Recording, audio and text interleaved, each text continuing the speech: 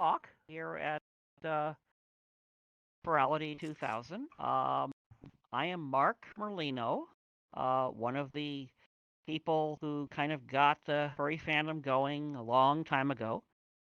My character is Sylys Sable. This guy here is Cy the Skilled Hair, who was originally a mascot for an anime club called the Cartoon Fantasy Organization that a lot of original furries were a part of. Uh, Probably some of you have watched the Ash Coyote's really good documentary on the fandom that's called The Fandom. It's on YouTube. It's about 90 minutes long, and people like it a lot. So if you haven't seen it, check it out at some point. Um, I'll be talking about the furry fandom that I know from what happened back in the pre-internet days.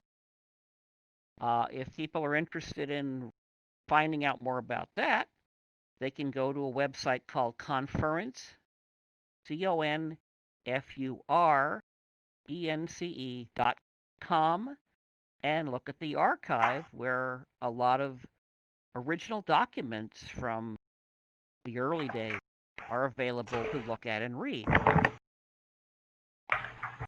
The reason I set this up my name for the panel was I'm Mark Merlino, gray muzzle, ask me anything, is probably some of you, I did not expect this kind of turnout, but some of you have already been to conventions where myself and my partner Rodney have talked about the history of furry fandom. And so a lot of what I'm talking about will probably be, for you guys, a recap. But I guess I'll start at the beginning. 40,000 years ago, somebody, we don't know who, made a carving out of an ivory tusk using flint tools, and the carving is an anthropomorphic lion person. Not only is this an early piece of what they call figurative art, that is something that be recognized as someone trying to represent something else, but it is the first piece of figurative art ever discovered. So we can be proud that the first piece of art ever discovered was a piece of furry art. And, we don't know about who made it, but we can assume by now that his commissions are closed.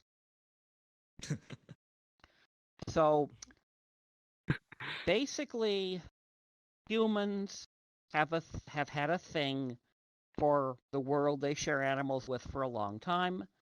They were things to be afraid of. They were things to catch and eat. And eventually, they were partners.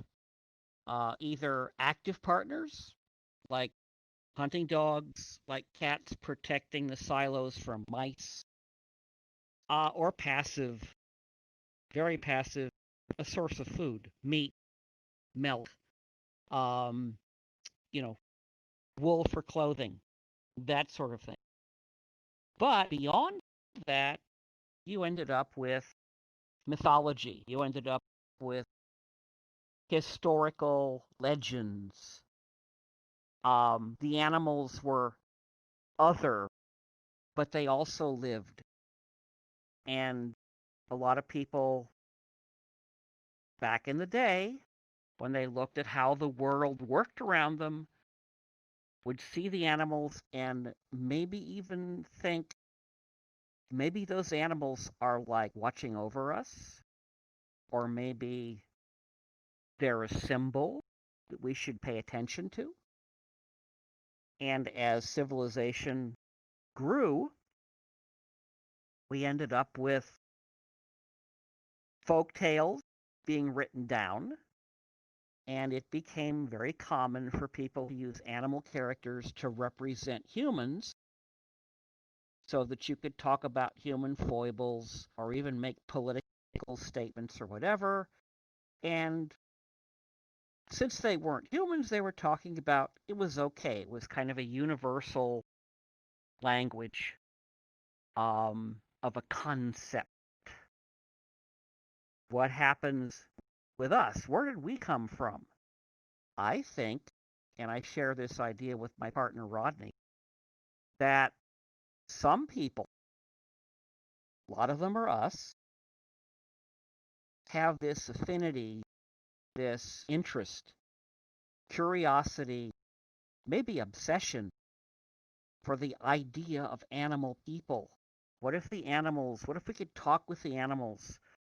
What if they looked like us? What if they wore clothes like us? Or in a fantasy world, what if dragons just weren't these, monsters wreaking havoc on the land, but were actually intelligent and you could talk to them, you know, and maybe they wouldn't flame you.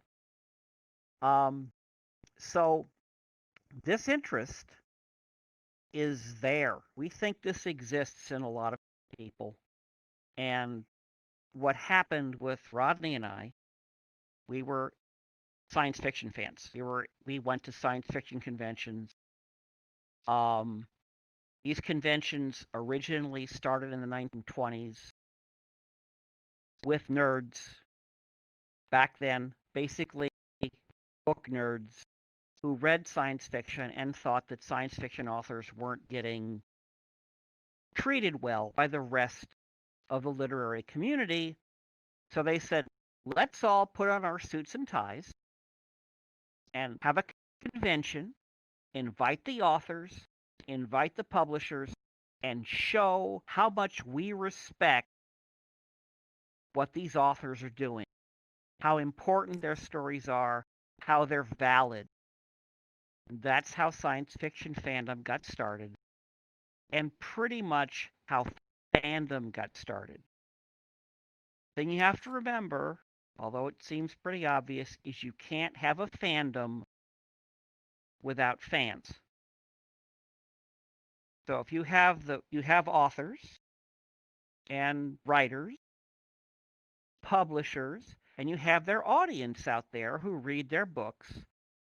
Some of the people who read their books are willing to go to a convention to see the authors, maybe get a book signed, talk to the authors. Those are fans. They're not just regular book buyers or regular readers. They go one step beyond that and they become fans. So, yes, this interest for animal people was pretty obvious. You saw it in comic strips like Pogo, and more modern comic strips like Over the Head. You saw it in comic books, although a lot of the comic book titles that had funny animals in them, funny animals basically meaning cartoon animals, were overshadowed by the superhero genre, which kind of took over comics entirely. But you also had amateur artists, and you had artists who were counterculture, who wanted to use those animal characters to make statements,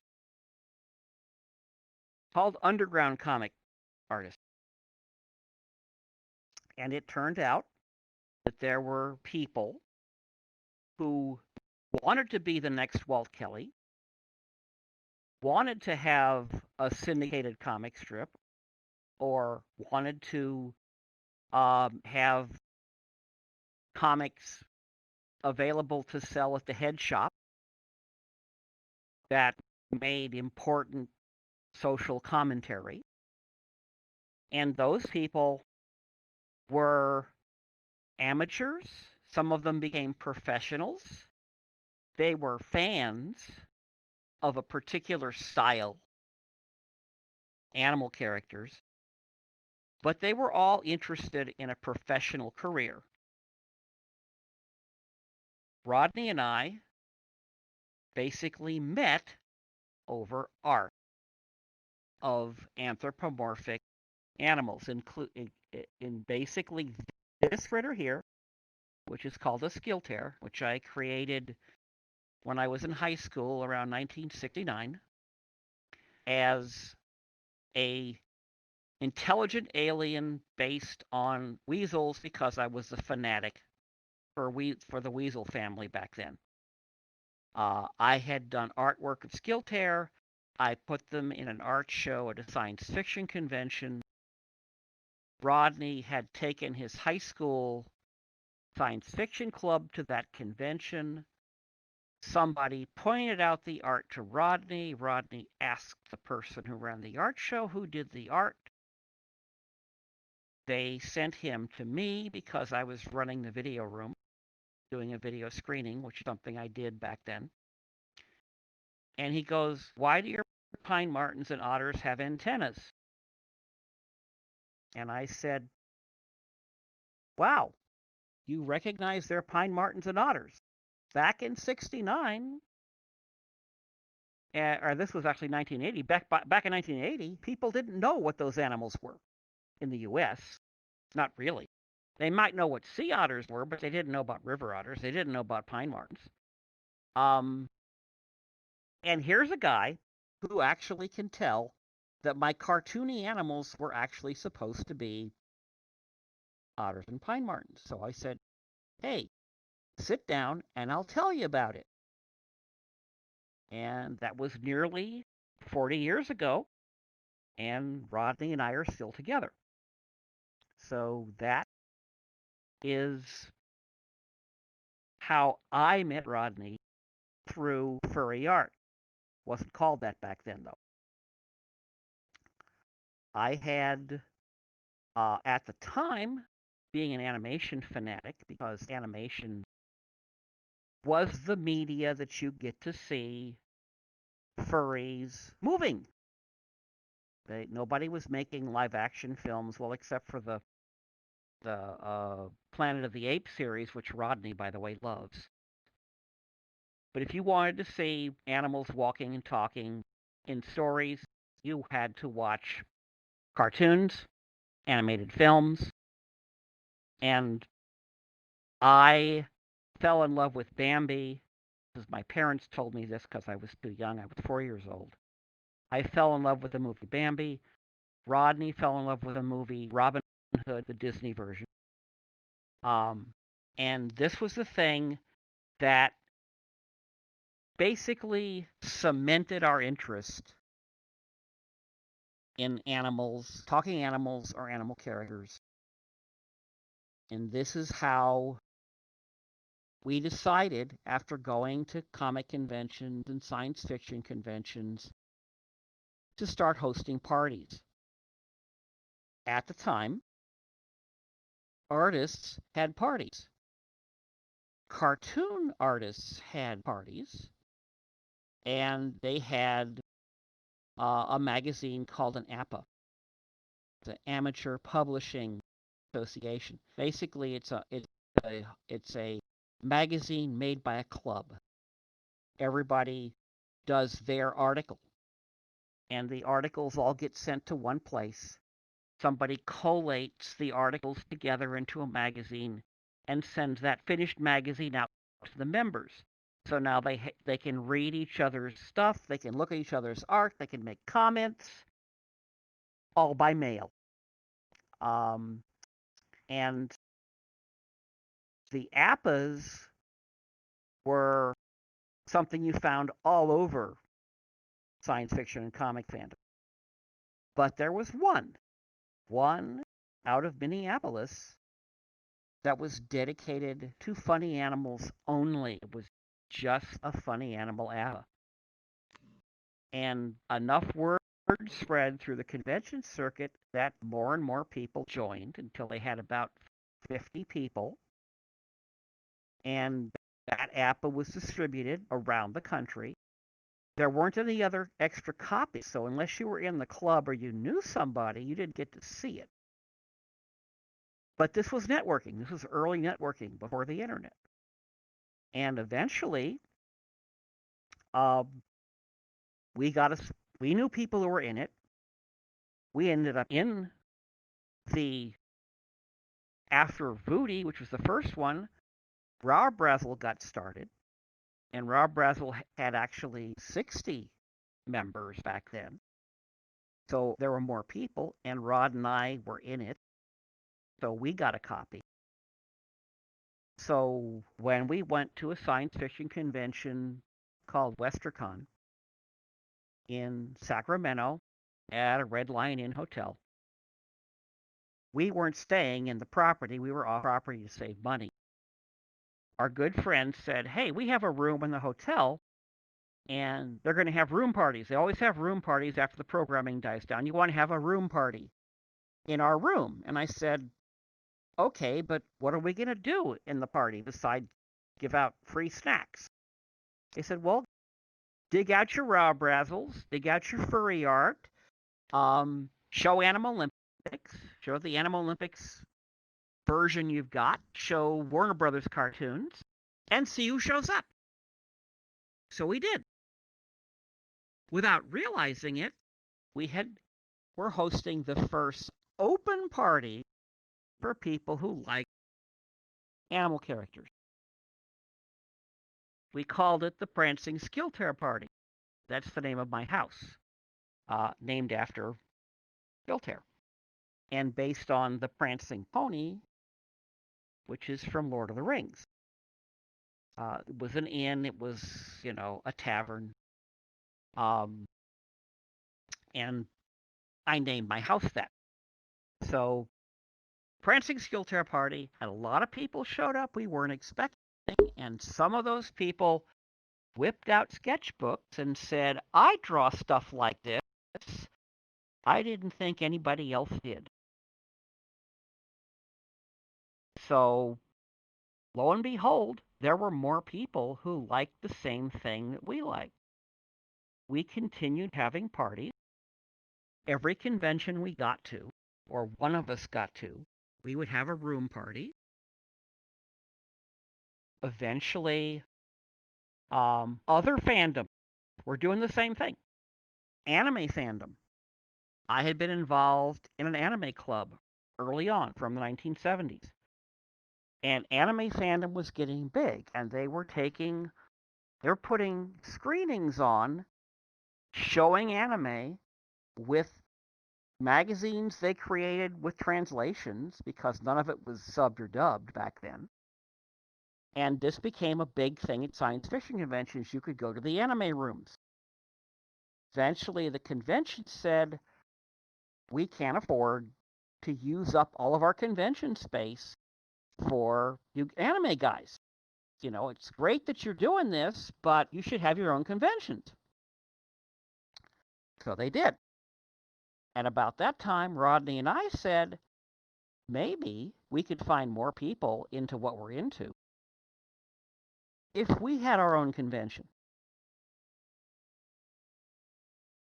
What had happened was, living in the Prancing Skill Fair with a bunch of furries and some non-furries,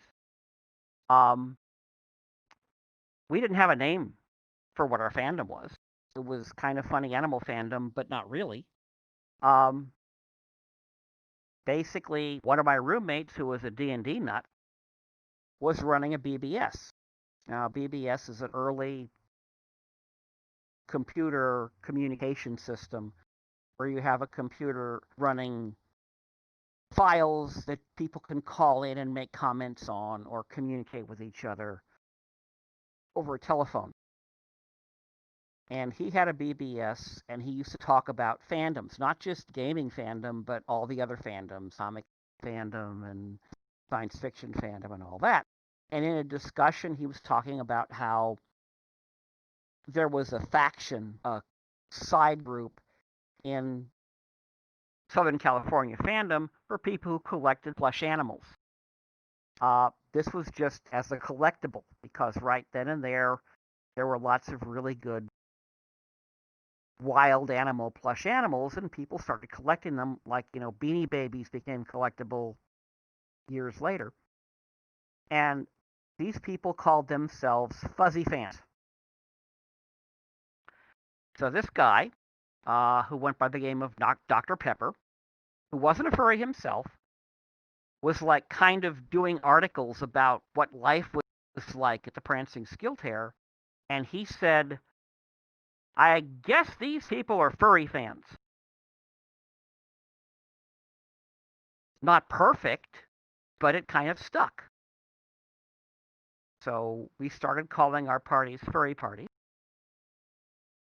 And in 1988, we sat down with some of our friends and said, we're going to try to do our own convention. We're just going to have it Saturday and Sunday at a hotel. We're going to rent a couple of function rooms. We're not going to get a room block because we have no idea if anybody will show up and check in.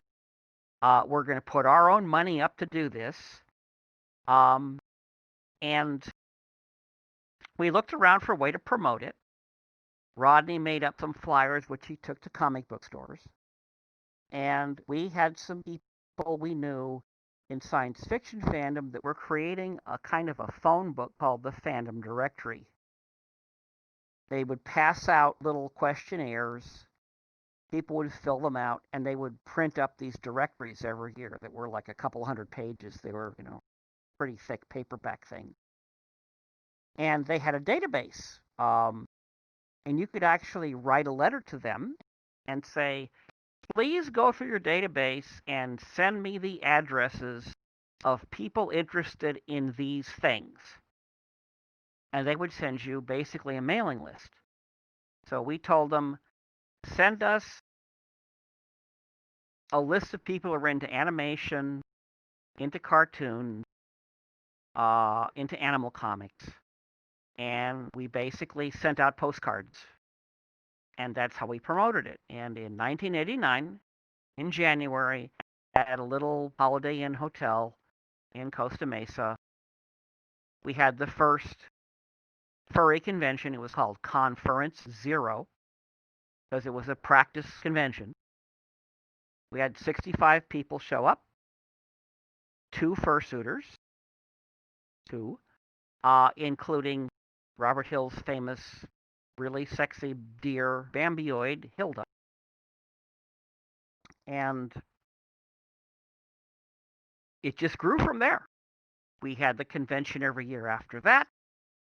150, 300 people, 600 people, 1,200 people in 1999 for Conference 9.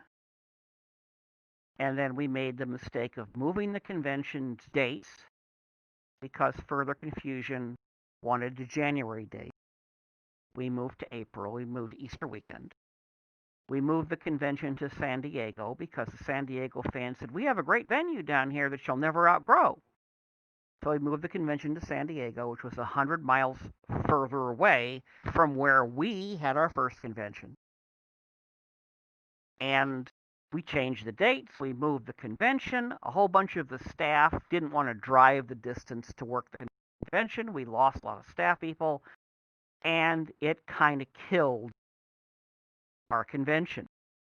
We had 200 less people show up. And losing all the staff, I basically at that point said, okay, I'm going to step away from this now. Spent too much money. It's been too much hard work. And I stepped away. We had another person on staff take over the convention for a few years.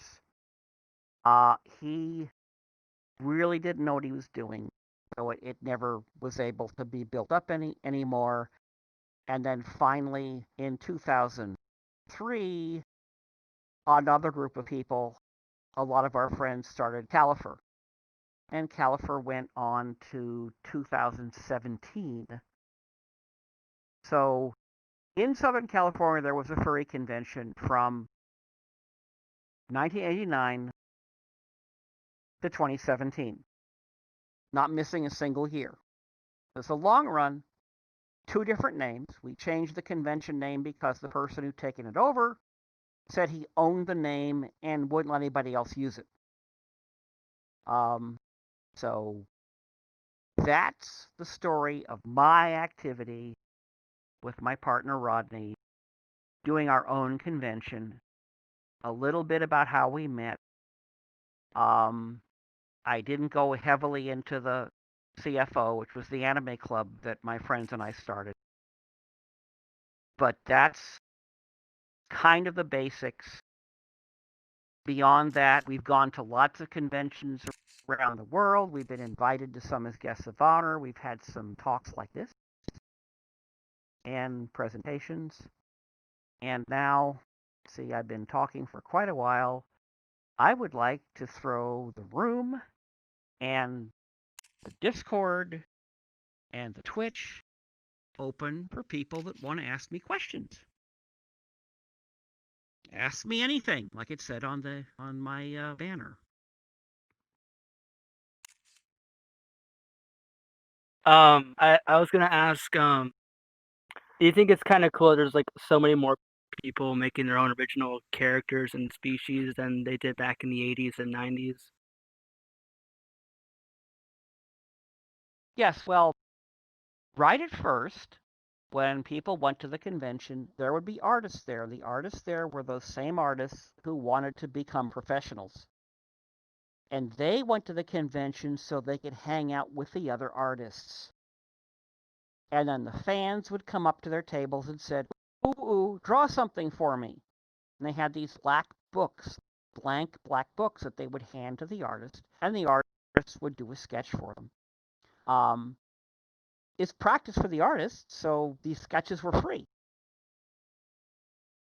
What happened was, and this happened with a friend of mine named Ken Sample, who's a very good furry artist. He was in the New York chapter of the CFO, and we would trade art back and forth.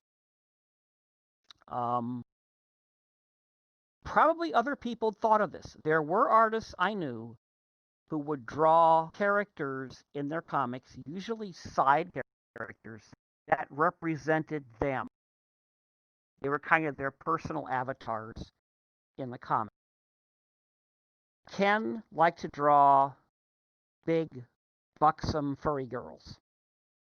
And sometimes he would draw them with himself as a caricature reacting to the big, buxom, furry girls. At some point, suddenly, it wasn't a caricature of Ken anymore, excuse me, but it was a really cute cougar guy that was built just like Ken, but he was a cougar.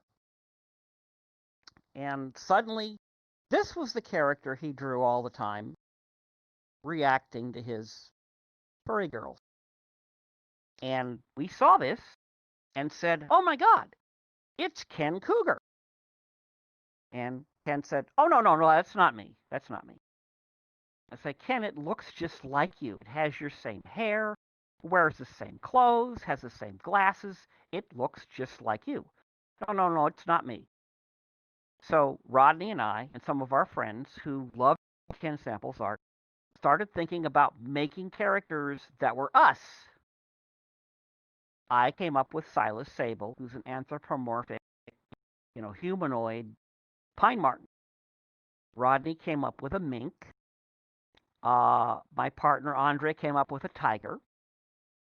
And we would have Ken draw these characters, or we would try to draw them ourselves. Ken was a much better artist. And these became our personal avatars. They were us in furry form. This started catching on. And now when people would go up to the artists and hand them their black book, they would say, draw my character in your book. My character is a hyena, or my character is a fox, or whatever. And those became what are called personas. They weren't called that back then. They were just called avatars. This was kind of a sea change because two things happened. One, furry fans of anthropomorphic art, were now themselves furries. So you're a furry if you like animal characters, and you're a furry because you are one of these things, one of these animal characters. Some people didn't like this. Some people said, oh, that's childish. You're pretending you're an animal. You're not an animal, you're a human. But a lot of artists started thinking, wait a minute, what are my chances of actually getting a syndicated comic strip or becoming an artist for Marvel or DC or becoming a successful underground artist like, Robert Crumb or something like that? And they said, I'll sit at a table and I'll draw people's personas for them. And they'll probably pay me. So all of a sudden, the fandom got its own economy. So yeah, it kind of became popular. Not sure why, but furry art before Ken's character was usually sexy female furries, and regular humans reacting to them. That was kind of all that furry art was before that turning point.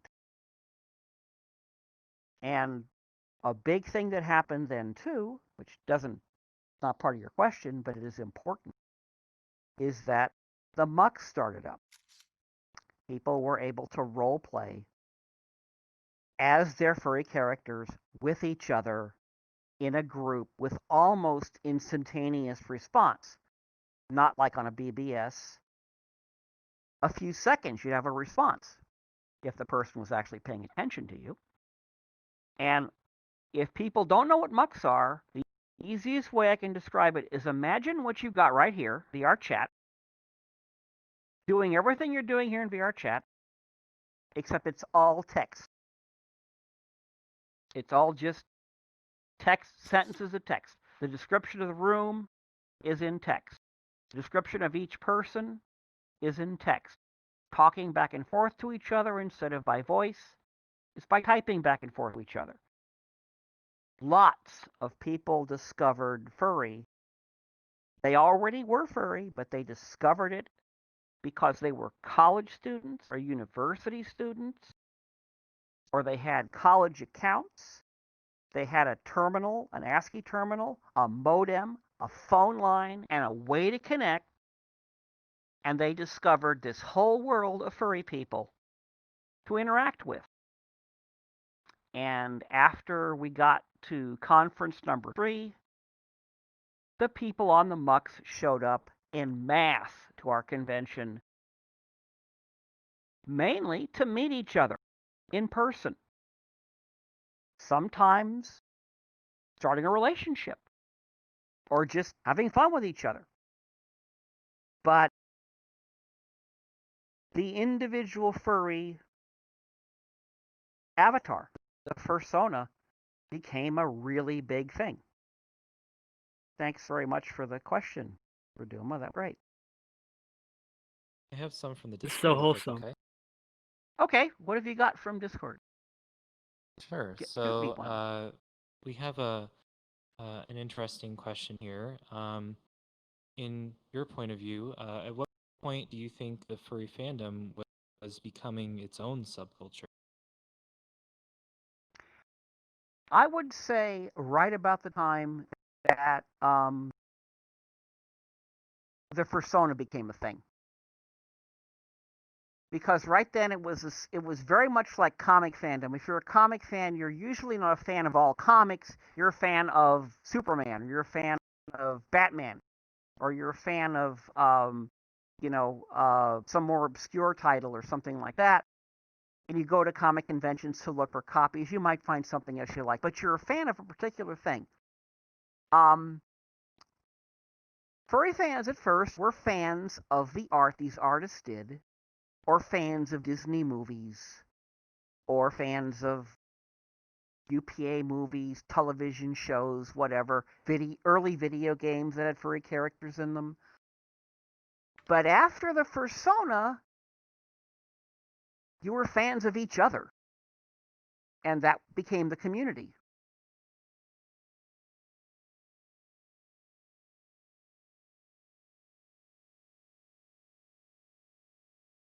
I couldn't agree more. That sounds exactly right for all of us here.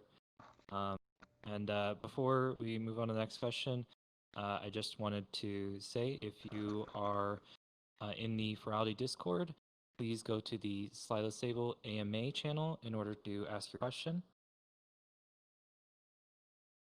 You want to take another one from the audience here? Yeah, sure. Yes. I have a question.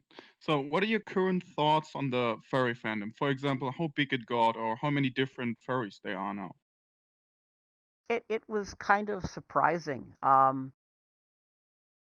My mates and I usually go to every furry convention we can drive to in under 10 hours, which means we're like staying in California or going across the border to Reno sometimes. But we decided because Midwest Fur Fest was having its 20th anniversary, we decided to all get plane tickets and fly to Midwest Fur Fest in December of 2019. And showing up on Thursday night and going into the lobby, and the lobby is a 4-story open atrium at the Hyatt, and seeing what was probably 2,000 people, 2,000 furries in one room was definitely shocking. But what's cool about it is it looked like any other furry convention lobby that I'd seen since 1988, except it's bigger, more. There's more people there, sitting around on couches, playing games with each other, walking around in fursuits, getting pictures taken. It was kind of the same. And later we found out that there were 11,000 people at that convention, which makes it the largest furry convention that has ever happened. And hopefully, after the whole COVID thing gets taken care of, there might even be bigger ones. But it was great that we managed to get to that convention at least once and have it be that big. It was kind of, humbling to see that many people, that big of a dealer's room, that much in Artist Alley, in the marketplace. The basically well-run convention. They made sure that everybody that wanted to like show off their wares had a place to do it. They had a con suite that had food and drinks 24/7. So if you couldn't afford the hotel food, you could eat for free. It was everything that every good idea at a furry convention has ever had, all in one convention. Okay, thank you. You're welcome. Anything coming off of the We have many. the Twitch questions? Do you have any Twitch questions, or are you watching Twitch? Yeah, we're watching Twitch as well. Okay. So we have one here. When you started circulating zines and throwing parties, did you ever imagine that the fandom would be as large as it is now? And how do you feel about VR as a medium for fandom events? What's it like for you to be in here in VR with all of us? Yeah, I think with the first couple of conventions, we kind of thought we might have reached a saturation for the region we were in, that there wasn't going to be any more people showing up because we kind of found all of them and locally. But what surprised us is people were flying in from around the world. There are people from Japan, from Germany, from Australia showing up at our conventions. And by the time Conference 9 happened and we had, 1,200 people show up, it was like, we're going, is there a limit? How many people that like this stuff there in the world? And at that time, there was only one furry convention, ours. And everybody that was a furry that could afford it was trying to get there.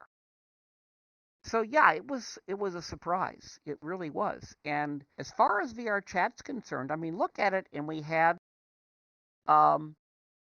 people writing letters to each other first, trading artwork back and forth, then going to furry parties, everybody hauling their artwork down to the copy shop and copying everybody's art.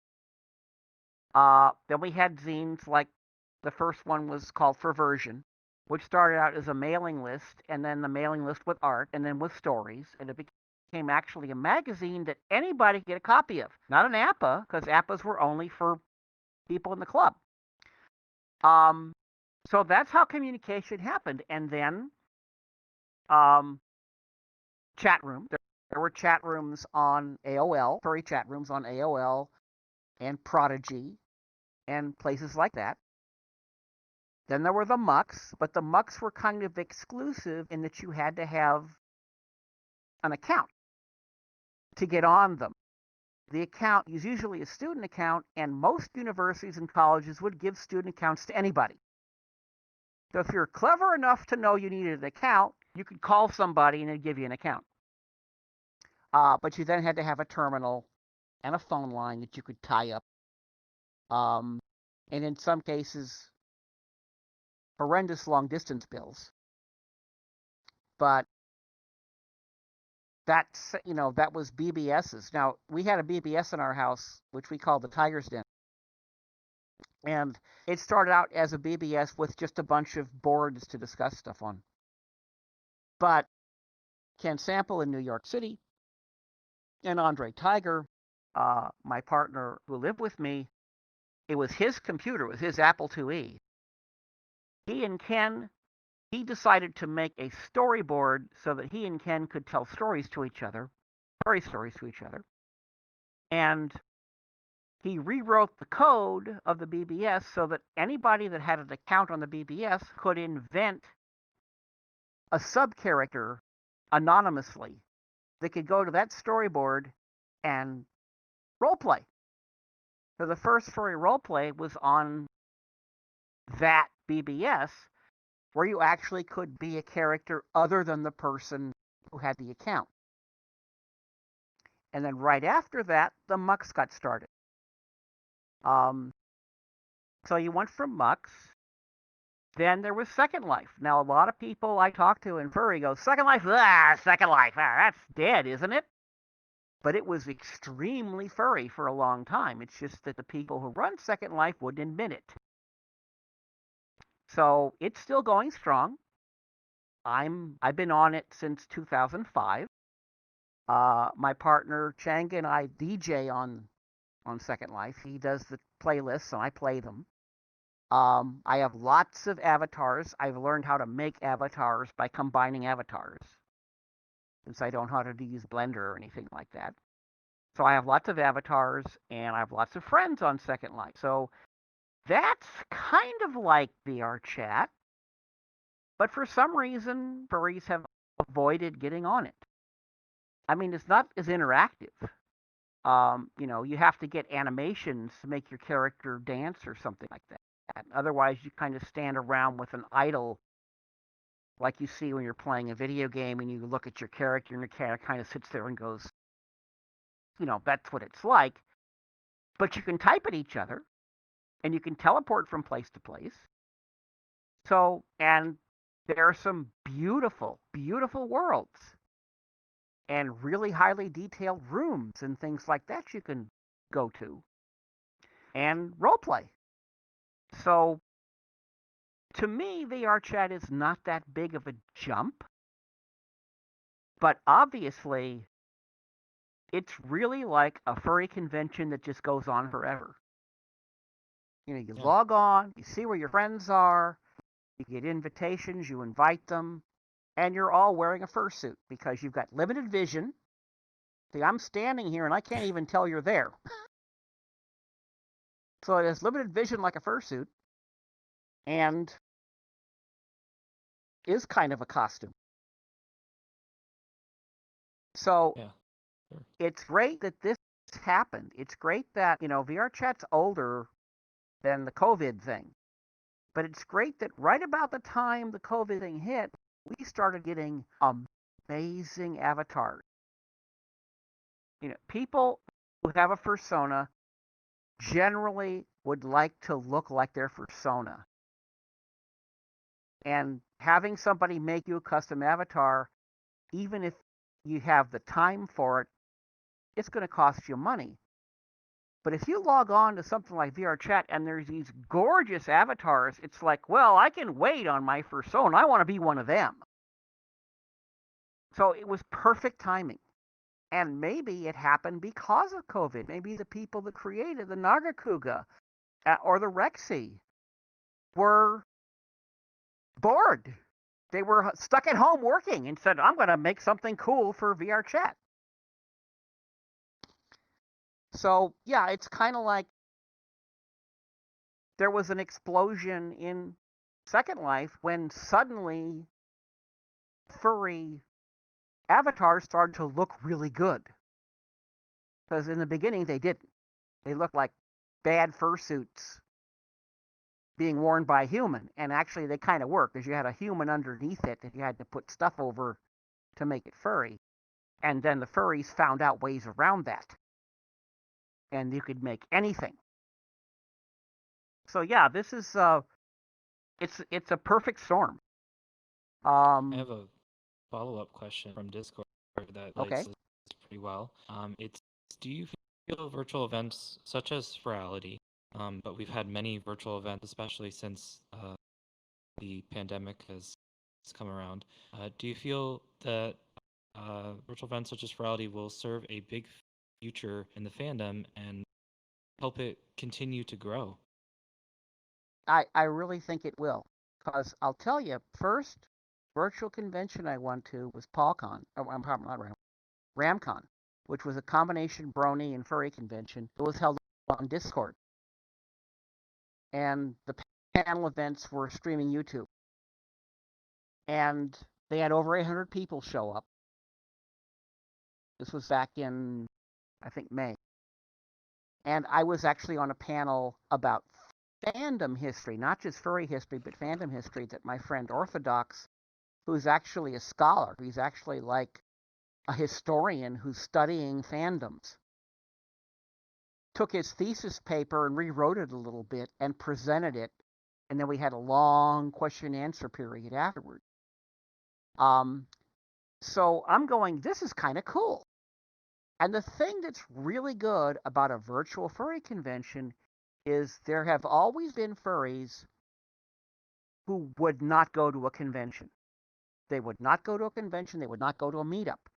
They didn't want to interact with real people for whatever reason. And I think they'll come to something like this. So we've now got this faction who didn't go to a physical convention before, but are willing to come to something like this. When conventions are possible again, I don't think that's going to stop.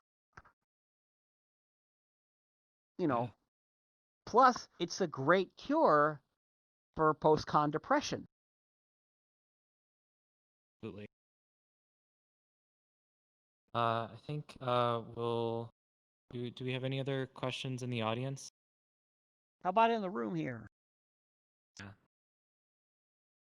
Yeah. Well, Ah, just wondering, what do you think about like how the style changed for furries in general? Like, that's interesting. Yeah, the art style. You mean the art style? Or yeah, like the yeah, fursuit style?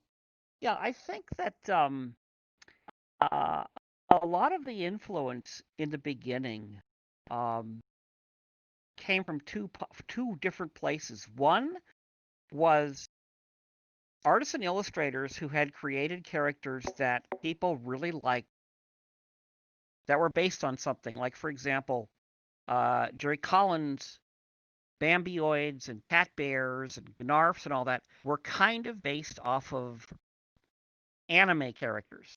He basically took the sexy anime character and made it into a deer or made it into a cat instead of just having cat ears.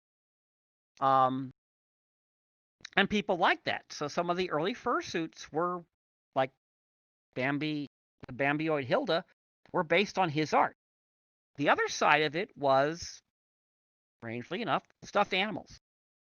Ben Camacho, the guy who I'd say was probably the second person to make honest to God fursuits, his first one was basically a walking anthro teddy bear. And then he made a great big giant bunny, kind of like the rabbit, the invisible rabbit, the hookah, from the movie that James Stewart was in. Forget the name right now, but so you didn't have a lot of original art back then because we hadn't passed the fursona part of it. So what you had people doing is you had established comic artists who were like Jerry Collins and people like Steve Barton were basing their art off of Von Baudet, the underground cartoonist, who actually his characters were kind of cute. And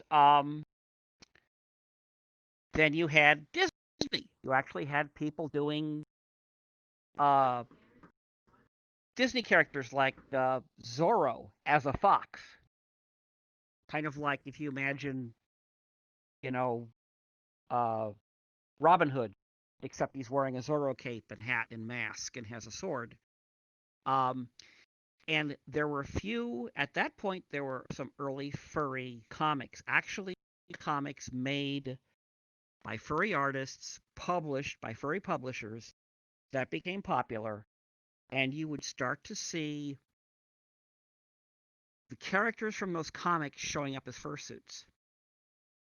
There was a technique for making fursuits back then that has pretty much been all but lost, where you use closed cell foam when you carve the head and then glue fur to it. The advantage this gives you if you're a good sculptor is you can make the head look like anything.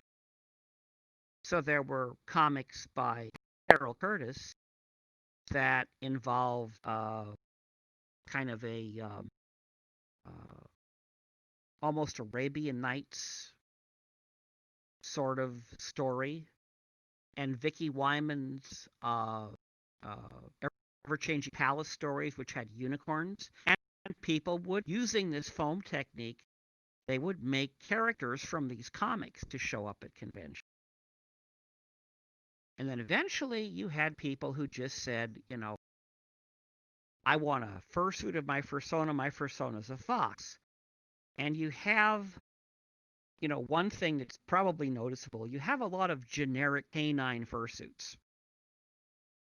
Because it got to the point where they're simple to make. In a lot of cases, they use common bases. And what becomes unique is your fur coloring or your fur pattern or something like that. There's a funny joke t-shirt you can buy called The Lazy Furry Artist. It has the same picture over and over again with a species name under it. You know, dog, cat, griffin, dragon, and it's the same animal with like different horns or a different tail or something like that. There's a lot of fursuits that kind of look, if you stripped away the colors and the accessories, they would kind of look similar. But not all. There are people who are making realistic, based on a design or based on the real animal, that are also making fursuits, which are kind of neat. Or if you have a fantasy animal like a griffin, you actually study like a hawk's head or an eagle's head, and you make the head look like it's a giant hawk or eagle head, and then the rest of the costume to go with it. So it's amazing, not just the variety, but just the sheer quantity of fursuits. Like there's so many people. It's still about 15%. So if you've got a convention with 300 people and there's 15% that are fursuiters, that's not many. If you've got a convention with 11,000 people and there's 15% people with fursuits, that's a lot of fursuits. I myself don't have a fursuit. I'm kind of interested in it, but I never got one. So maybe I will. My mate, Sari, has the first fursuit, official fursuit, in the Prancing Skilter house of his rat character who's a doctor. named Crystal. So yeah, that's one of the sides of fandom that we weren't really participating in, though a lot of people we knew were.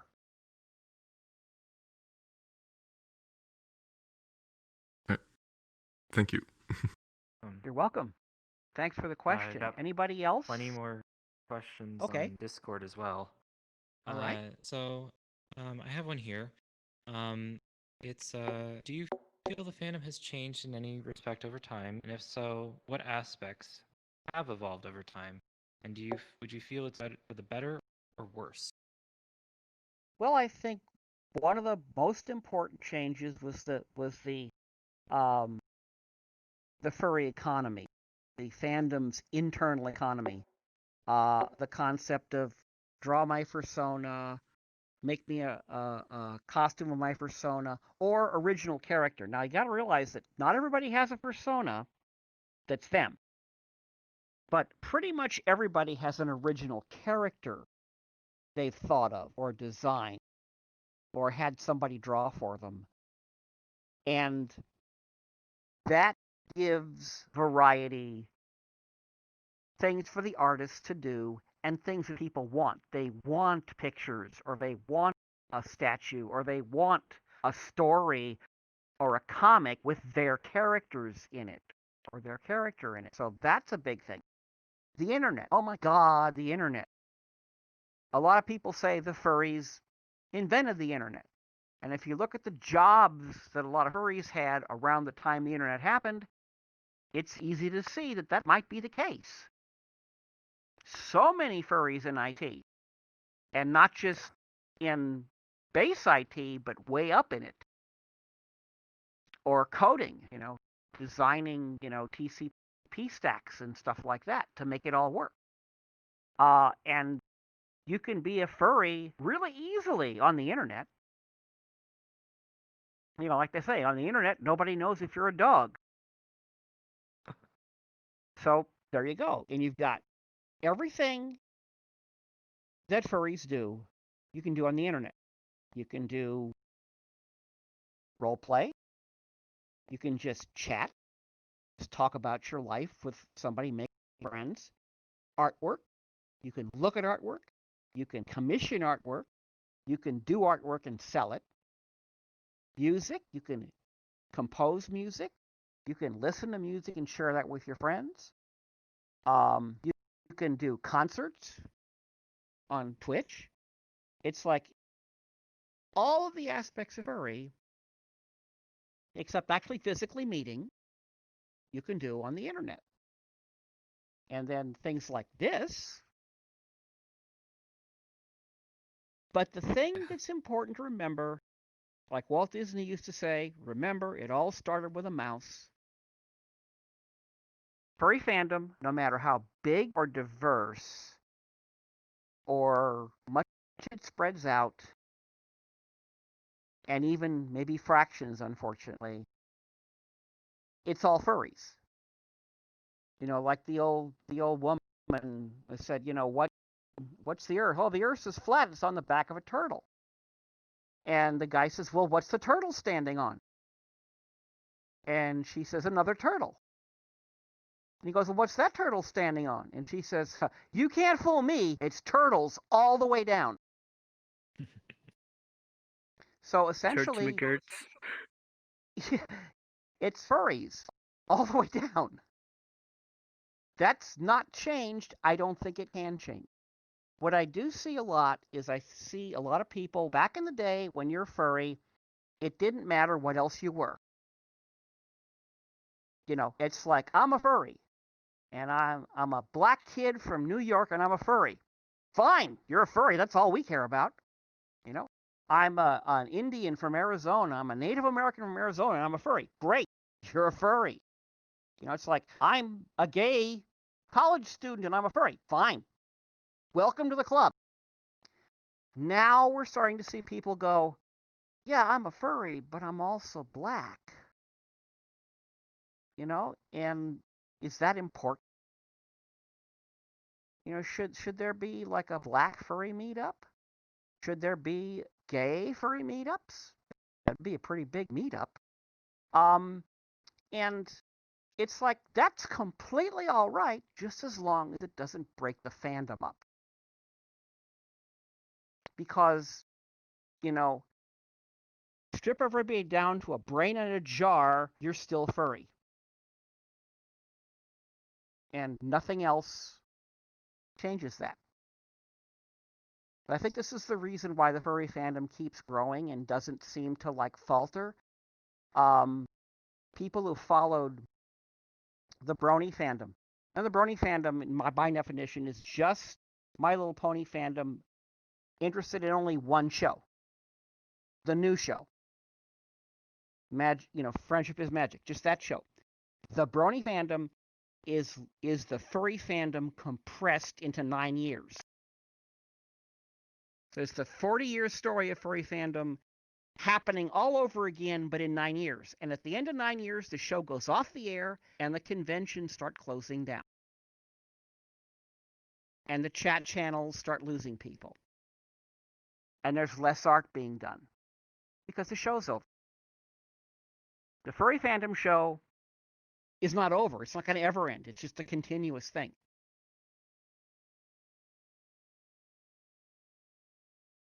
So I think that for the most part, that's good. That's a good thing. And I think things like this, I mean, how much better? This is VR chat. This is still pretty primitive. How much better could this get? Could all this rig we're wearing be made portable? Can we walk around and still be in VR chat? Possibly, and probably likely. Yeah. Will we all have full haptic suits? Will the cities and towns we lived in be modeled so you can actually walk around your town in VR chat or in VR? And maybe,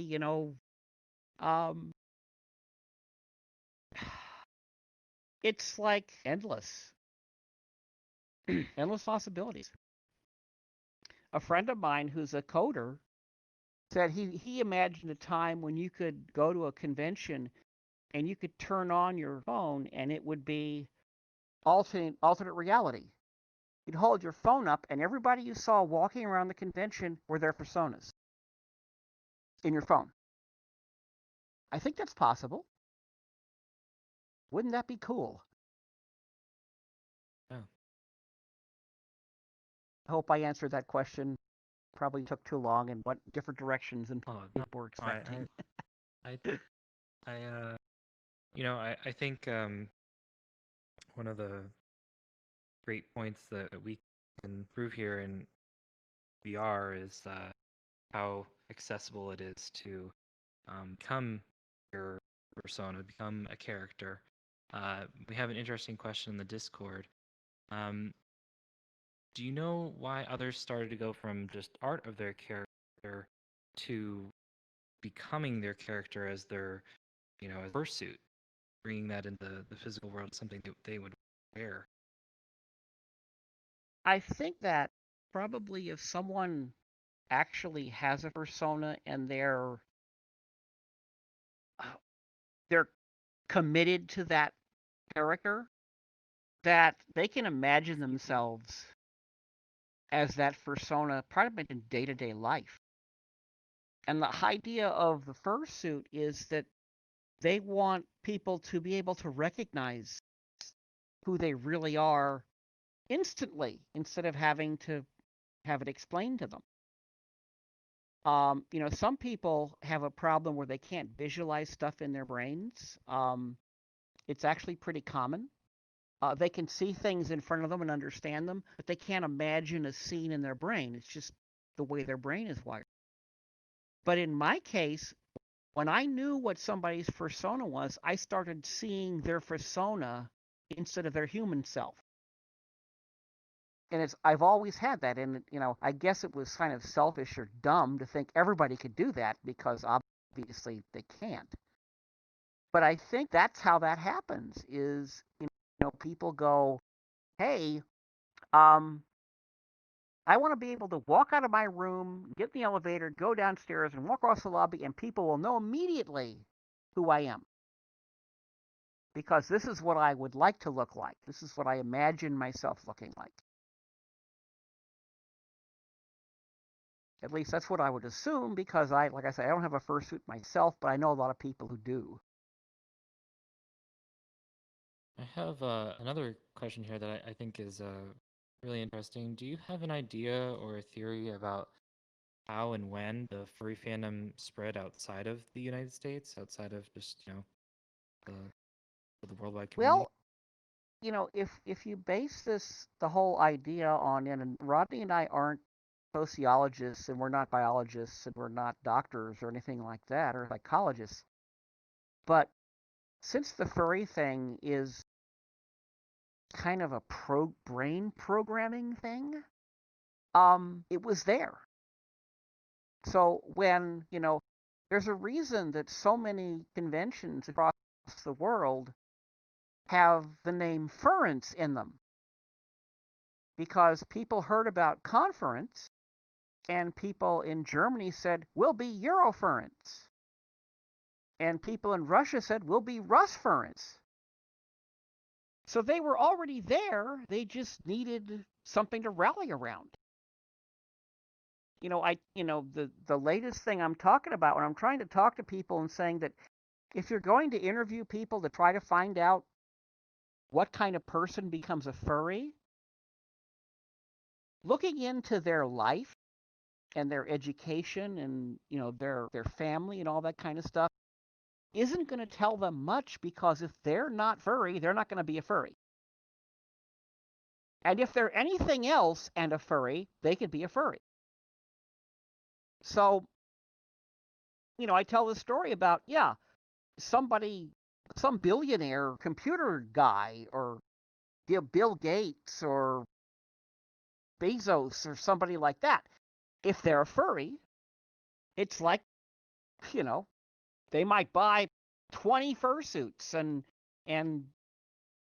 fund a convention all by themselves. If there's some poor kid on the streets in Syria who finds an old discarded box of sugar frosted flakes, and he picks it up and he sees Tony the Tiger and thinks, I really like that, he's a furry too. So, it's like,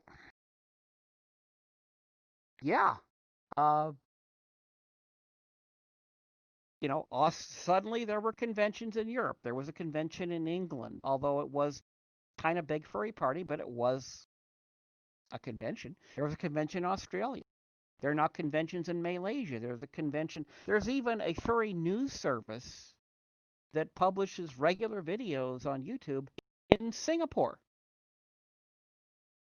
And I thought it was great that my partner Changa made this beautiful furry ofrenda world to basically remember furries that have passed away for the Day of the Dead. He made this world, and the people from the Furry News Service came and interviewed him and put it up on YouTube. So here's essentially a furry news service based in Singapore doing a story about Changa making a world in VR chat based on the Mexican holiday of Day of the Dead. How much more international can you get? Yeah. I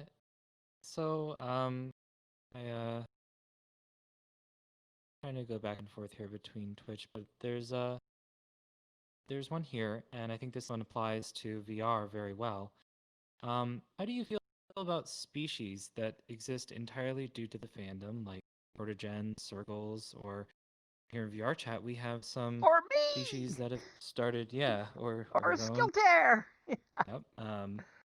But the ones that have started in VR chat, chat, I think are amazing. I think they really are. And I think that's one of the things, like I said earlier, you get on VR chat and you look at what's available for free avatars, and it's like, I'll deal with this, but I'd much rather have my persona if I could get someone to make it for me.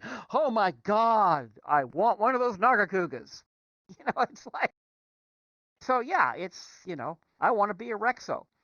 Um, and that was like the first avatar that I grabbed after I had a VR rig. Before I was on VR chat, I was just desktop, and I would just grab a free avatar and wander around. Didn't know anybody, but when I got on with the Rift S that Shanga got for me, um, I started looking around and I saw a Rexunium, and I went, I want one of those.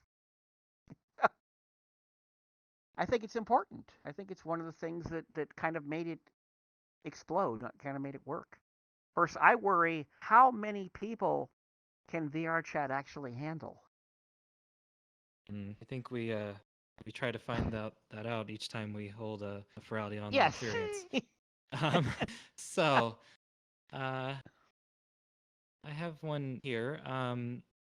This touches on a subject that I think many of us here have dealt with. When do you think the fandom started to get a following of haters, and what do you think caused that?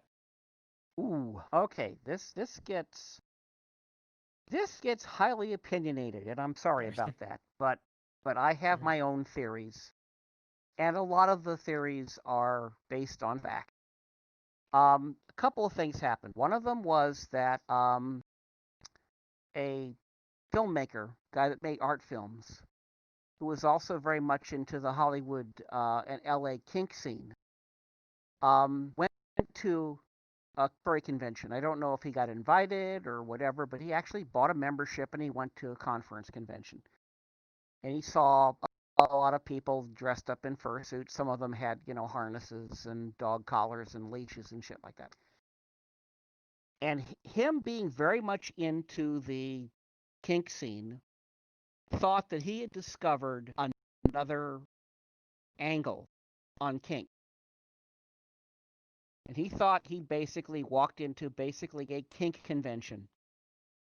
And he interviewed several people there, and he asked if they'd be willing to work with him on making a film.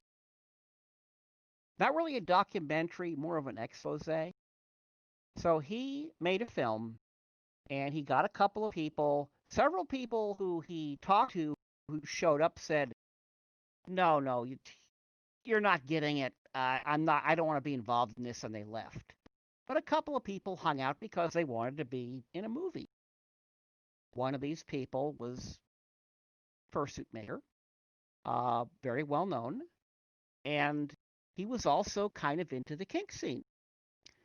So sometimes when somebody is talking to you about something, you kind of get the gist of what they're getting at.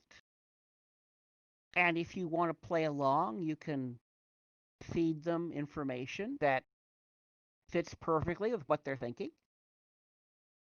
So what my friend did is he basically let this guy bury himself.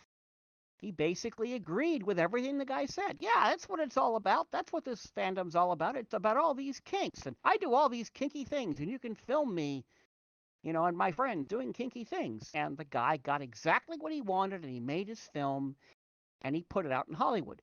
Very few people saw it. It was an art film. It wasn't going to get into the theaters. It wasn't going to get on television because of the content. But people in Hollywood saw it, and they said, oh, this is interesting. We might be able to stick a story about these weirdos into our TV show somehow. So that's the first part of it. The second part of it, unfortunately, is a little darker. And that is when we invited people to come to our convention by promoting it on Furry Muck. And remember, Furry Muck, the members of Furry Muck were college students mainly, or people who had school accounts, and they're role playing. And even though we're all in this room together here, there's probably a lot of furries in VR chat right now paired up in private rooms.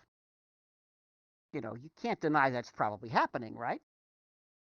So a lot of the stuff that was going on Furry Muck was private, intimate stuff.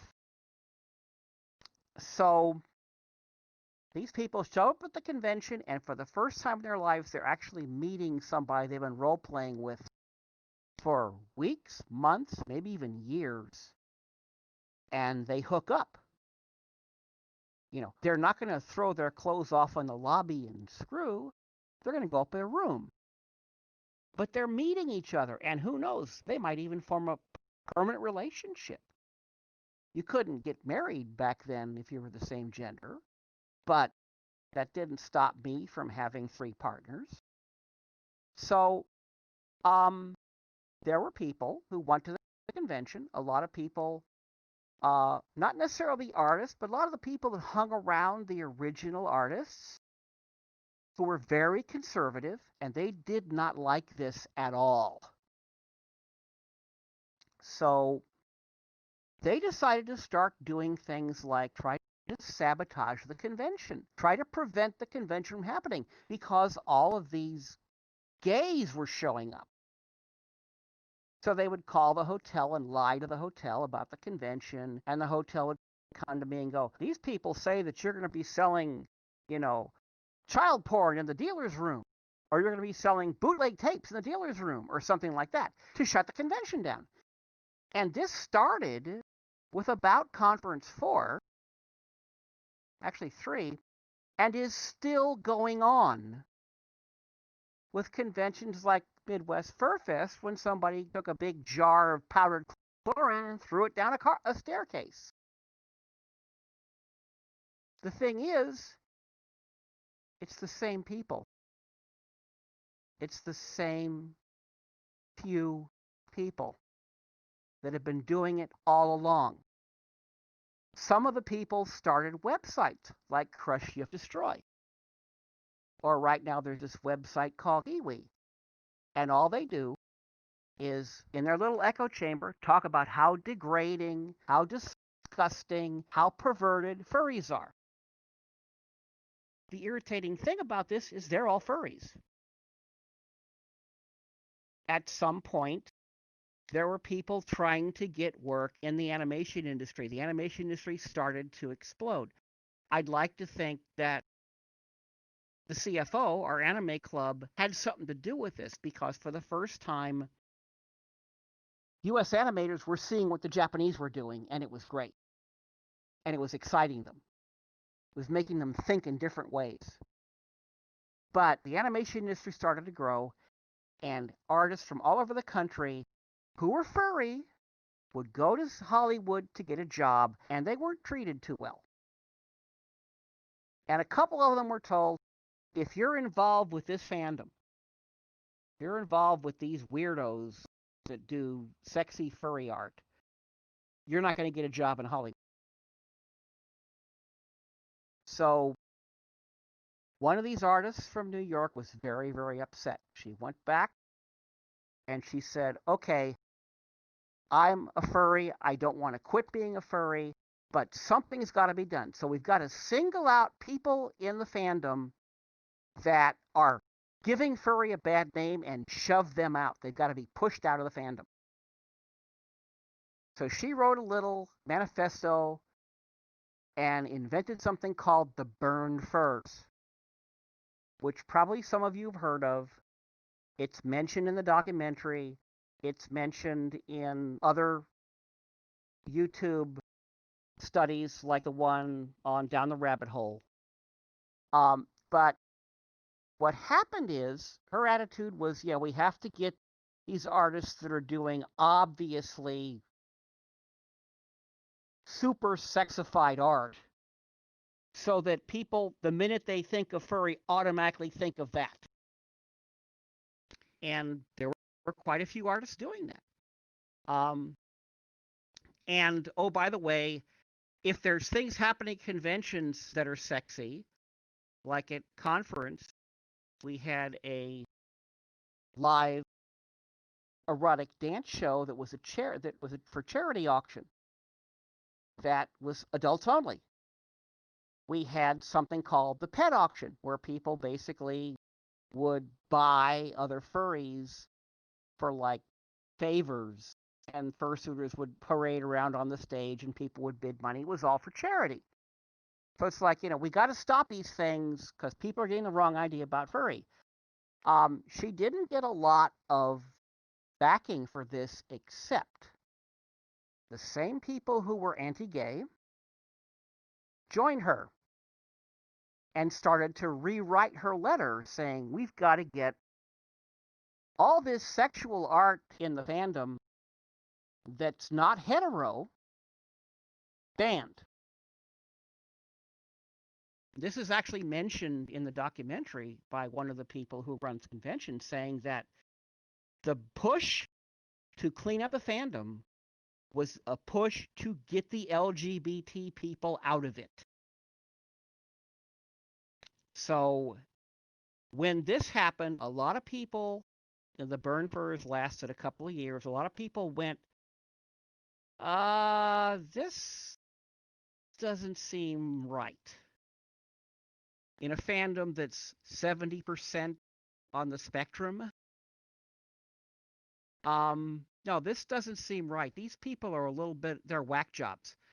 And if you read the actual documents they wrote, or went to the conventions where they had panels, and you listen to what they say, yeah, they were a bit on the off. They were a bit off. They were not only super conservative, but they wanted to bully people. They wanted people to only do what they said. The last problem was related to this, and that's when certain people who were big in the fandom, and they were big in the fandom because they talked big. They basically said, hey, listen to me. I'm an important person in the fandom. And they did great stuff. I'm not going to say for a minute these people were not good for the fandom, except in addition to all the good stuff they did, they said, look, furries, don't talk to the press. I'll do the talking for you. Don't talk about furry fandom to anybody. When you come to a convention, do your weird stuff out of sight. Basically, all you gay furries, back in the closet. So if you put all those things together, then you can figure out where furry hate comes from. Plus the, oh, these people are into animals and they have a lot of sexy stuff, so they're zoophiles, which is super lame. And the other one, which is unfortunately doesn't even need the media support, is all these guys, all these old guys, like cartoony stuff that's for kids, so they must be using this to groom victims. They're all pedophiles. All those things put together, whether bogus or totally misunderstood, is where the furry hate comes from. Well, I certainly, personally would, like to thank yourself and all of the furry members of the furry fandom who were able to persist through those days and continue fandom and make sure that we can be here today with the idea of Dawn, and look where we are now. So Well, I think we're gonna. Sorry, go ahead.